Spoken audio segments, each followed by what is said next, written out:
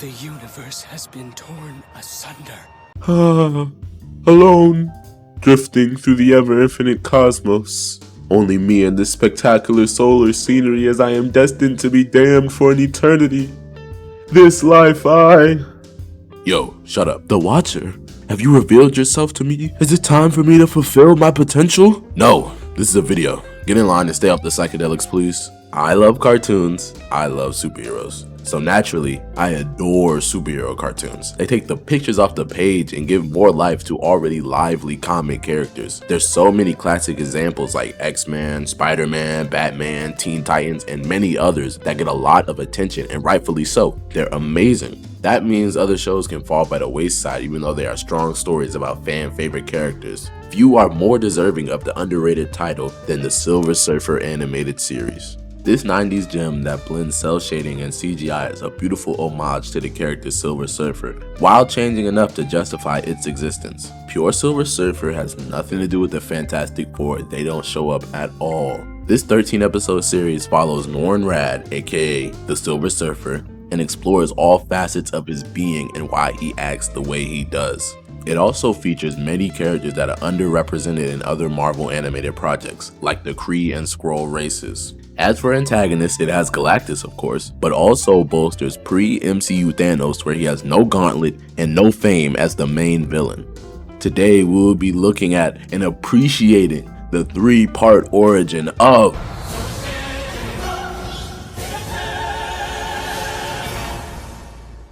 This is Norrin Radd of Zenn-La, a man who is respected amongst his people for being a model Zenn-Laian, but still yearns for other worlds via space travel. He feels restless within himself and has not mastered his feelings and emotions. His wife, girlfriend, significant other, Shalla-Bal, tries to calm him down by assuring him that she loves him and he is needed by the people of Zenn-La to help the universe.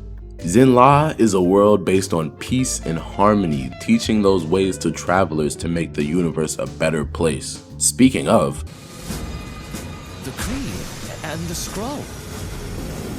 Holy shit, this is not a drill. The ships that landed are of the Kree and Skrull races respectively, the two largest factions in the universe. Not only that, but they are warring factions.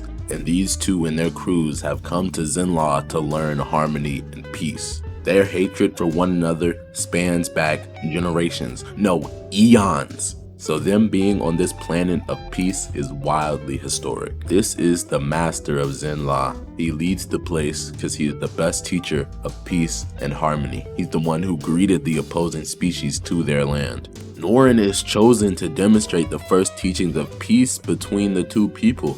Loki proving his girl right because the master chose him to do a very important task. That's when they are interrupted by a concerned Watcher. You know the Watcher, the what if guy. Seriously though, he's an entity that watches the universe but never intervenes.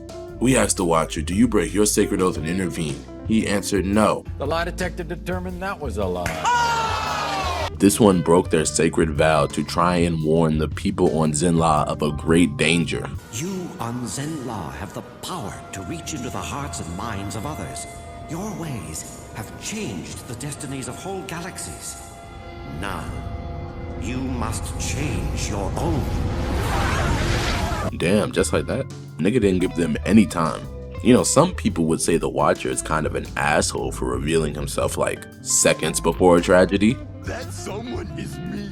This is Galactus, a being as old as time, described as immensely powerful and with incalculable knowledge, who only worries about filling his tum-tum with yummy planets to stay alive. All the power in the universe, more than anyone could ever imagine, and all Galactus can do is perpetually search for his next food source like a shark. Exactly what he's doing now.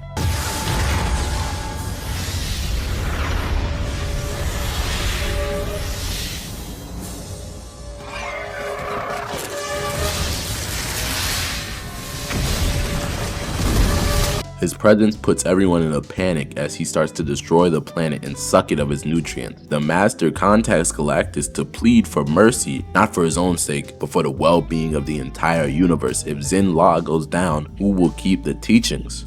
Galactus ain't trying to hear that shit. He doesn't care about any life in any matter. The beings he hurts are only a casualty of the never-ending quest to satiate his hunger. He deadass don't give a fuck.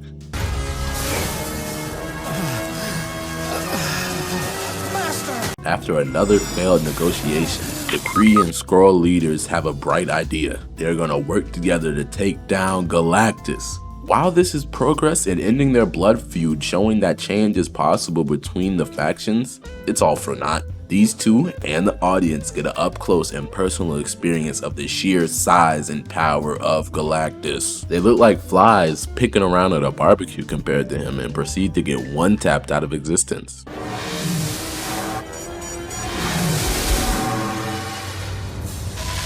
With that display of force, the master taps out. He forfeits and accepts his fate. Like for real, for real. Look at him while Norrin is yelling at the Watcher. You know he going to a good place. He don't give a fuck.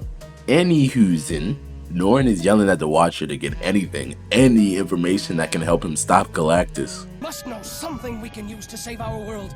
Tell me his secret. Like so ready to die, it's crazy. Norrin makes contact with Galactus to make him an offer he can't refuse. By using the information he gained from the Watcher, Norrin, a person who would usually be insignificant to Galactus and his search for food, is able to save his planet, but at a cost. In exchange for sparing his homeland, Norrin will serve Galactus by finding other planets for him to drain. Not so Zenla, like the Death and Love and Birth End, of him to help Galactus destroy other lives to save his home.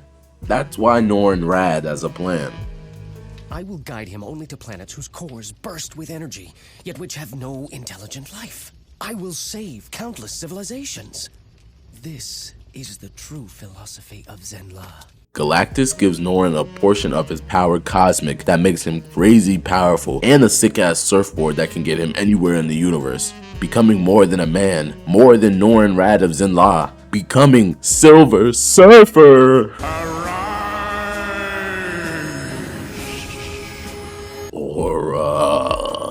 There's just one little thing though. Yeah, Galactus wiped his brain so he can do his job as efficiently as possible. That means he won't be able to direct him to uninhabited planets, dooming lots of life in the universe, and he has no memory of his life on Zenla. I will never forget you, Shalabar.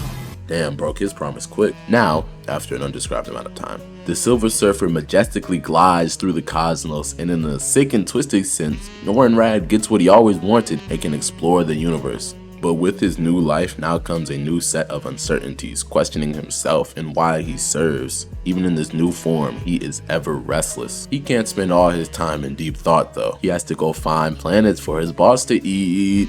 Seeing him in action is tragic from the perspective of the people on the planets. By this time, he's gained a reputation of a beacon of doom guiding Galactus to their home to be destroyed. Some people take it as a sign to skedaddle and get the fuck out before Galactus sends them back to the lot, but for others, they believe they have a chance to defend their home, and who can blame them? But unfortunately for them, Silver Surfer no-diffs their planet before Galactus is down the block. It's a sad sight. They know they can't beat Silver Surfer, and they won't beat Galactus when he shows up, yet they fight the losing battle with pride. Sad, but very respectable. With the little sliver of Norrin Radd left in the Silver Surfer, he is able to pick up on this and feel a little something for them. Like on this heavily armored planet, seeing the people have to evacuate their homes never fails to break his silvery heart. Not enough for him to do something about it though. The remorse doesn't really come across when he's one-handing their planet then calls his boss. Galactus is not the only imposing force in this universe. There's still the not so lean, mean purple machine, the Titan Thanos. No bust down gauntlet, but powerful nonetheless. Much like comic Thanos, he has a woman who is the apple of his eye. But for what I can only assume is censorship, he yearns for Lady Chaos instead of Lady Death. She's also a statue on his ship. No matter who the lady is, he wants to impress her. So his idea is to control Galactus and destroy the universe. Since he doesn't know anything about his awesome power, he decides to capture the Surfer and get juicy Galactus secrets, like who he has a crush on.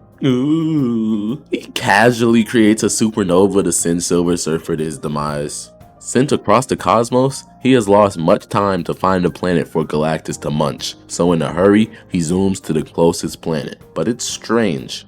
There's daylight and plants where there's no sun. Soon, he's getting shot with lava, caught in fissures and attacked by a hurricane. He can hear the planet screaming at him to stay. Yeah, the planet.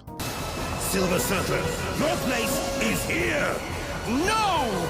This is Ego, the living planet with the ability to change its seasons and environments instantaneously. Though it was doing a job for Thanos, it offers to let Silver Surfer stay there and it can fulfill all his needs. All of them. While rejecting the offer, he gets sat by Thanos, who peers into his mind to find everything he needs to know to dominate Galactus. Mr. Surfer, have you ever considered propane as an alternative energy source for that board of yours? With a little retooling, I could get it to work. Tell you what I'm gonna do. Being that you're my neighbor and I like you, I'm gonna give you the new neighbor discount and a free t-shirt. So what do you say? Take a ride on the Cosmic Tide on an all-new Silver Surfer next, as Fox Kids Heads for the Hills continues. Just think, with repeat business like that, I could eventually be supplying propane galaxy-wide. Thanos is not only shocked, but enraged to see that all that lies in the Silver Surfer's mindscape is how to serve his master and not how to defeat him. Silver remarks that even if the whole universe came together with the sole purpose of defeating Galactus, they would still not be enough to overpower him. I think he's saying this not only because he's a byproduct of Galactus' power, but also there's a little bit of Norrin Radd peeking through because he had to give up his life to prevent Galactus from sucking his home dry. He's traumatized. Look at how Galactus leaves planets. It's like a shriveled up fruit. Granted, that is only because of the CG of the time, but I think it adds to the horror. This answer is not good enough for the Mad Titan, and he decides to break into the part of the mind locked away from the Silver Surfer, the part with the answers he longs for. As Thanos is trying to get in, Silver Surfer fights him on it, and this scene is really cool. Since they're in the mind, everything is swaying in a hypnotic sense, and Silver can feel Thanos breaking into the deeper parts of his psyche. But it's not a physical pain, it's a mental one. As much as he has many questions of his past, he has just as much fear for the answers. Do you not want to be set free? I am afraid! That was hard, I don't know what to tell you. The vault is open in this scuffle, and Silver Surfer sees the truth of what Galactus did to him. Learning the Silver Surfer is of Zenn-La unlocked some repressed memories for Thanos of his time there. It made him cry and flee to his lover. I will give you the universe, I swear! This nigga Thanos is down bad. You thought I was joking when I said cry? Ego Ethan Page, the living planet, is grateful for the Surfer and goes with the cosmic winds, leaving Silver Surfer with much to contemplate as he shreds the spaceways to get answers from the big man himself. He confronts Galactus, demanding he return his memories because that was not part of the deal, but Galactus does not care and literally shoos him away because he's munching on Earth. I didn't mention that. Oh shit, I didn't mention that. While Silver Surfer was getting tortured and tormented by Thanos, Galactus threw a little temper tantrum and had to find his own dinner tonight. He turned that frown upside down when he rolled the nat 20 on the planet perception check and found Earth, which has more energy than he's ever seen. And this is an Earth with no superheroes, no X-Men, no Fantastic Four, no Avengers, just the fucking military. He got lucky as hell. Down on Earth, Silver Surfer starts unlocking bits and pieces of his memories because of how similar humans are to the inhabitants of Zenn-La. They look similar, and much like Zenn-La, he realizes that these stupid monkey people can't get off their own planet and are doomed. All of this combined sends him into a mental frenzy. He starts remembering things left and right, causing him to fall out the sky repeatedly. During this sequence, he meets Frankie Ray. Put that name in the back of your brain. After getting all his memories in order, Silver Surfer confronts Galactus one last time, but he's on BT, nigga. Understanding that Galactus won't listen to reason, he starts using the power cosmic to destroy parts of the ship, forcing Galactus to stop his feast for the first time ever. No easy feat, but he had a bigger one in front of him. He tried with all his might to stop his former master, but all of Silver Surfer's might came from Galactus. He made the Silver Surfer. Norrin Radd is only borrowing a fraction of his power, and he proved this by ignoring every blast thrown at him while the two have a great conversation about the importance of life and conserving it even at the cost of one's own. After flexing his power on Silver Surfer, Galactus admits the words and actions of the Surfer moved him. He was willing to do something that requires more strength than even Galactus has. The strength of selflessness, because Galactus can only care about the preservation of his own being. With this revelation, he stops consuming Earth and lets Silver Surfer live with the power cosmic, but not as a present. The power shall be like a brand, marking its bearer for all time. Let us see if those for whom the Silver Surfer has been so willing to sacrifice can ever overcome their fear and hatred of you. Ooh, that's cold, but also incredibly true and real. Anywhere he goes, he will be seen as a bringer of destruction and not someone who wants to help life. Silver Surfer flies off, a man free from Galactus' indentured servitude, and take a wild guess where he's going. Wait. Remember that thing I told you to put in the back of your mind? That person? Yeah, Frankie Ray. Put her in the front because she is the new Herald of Galactus. Woot, woot, woot, woot. She had like some gene or some shit activated when she interacted with Silver Guy, so he granted her fire, acquiring the name Nova, the new Herald of Galactus. As for the old Herald, if you guessed he was going to Zenla, you'd be incorrect. Kind of. He pulls up to Zenla ready to love on Shalla-Bal when... Norenrad, I said that you could leave me, and I have kept my word. But never did I say you could return to Zenla. This nigga Galactus is petty as fuck. He got betrayed by his old man, so he hid his home. Even the Watcher, the person who sees everything in the universe like Santa Claus, doesn't know where it is. Silver Surfer swears on his love for Shalla-Bal he will find Zenla and flies off into the deep of space. That was the origin of the Silver Surfer 1998 television series. Throughout the rest of the series, he's wandering the cosmos in deep thought in search of his home. Along the way, he meets many people and species, almost all of them affected by his former actions in some way. Through the rest of the show, most people are either scared of him or angry and hostile towards him. Rightfully so, he got their planets whacked. He also meets some people that turn into allies and can forgive him for what he did in the past, even if he can't forgive himself. He also comes into contact with uber powerful beings like Infinity and Eternity. In true Marvel cartoon fashion, it ends on a cliffhanger where Silver Surfer is trying to stop Thanos from reversing all time.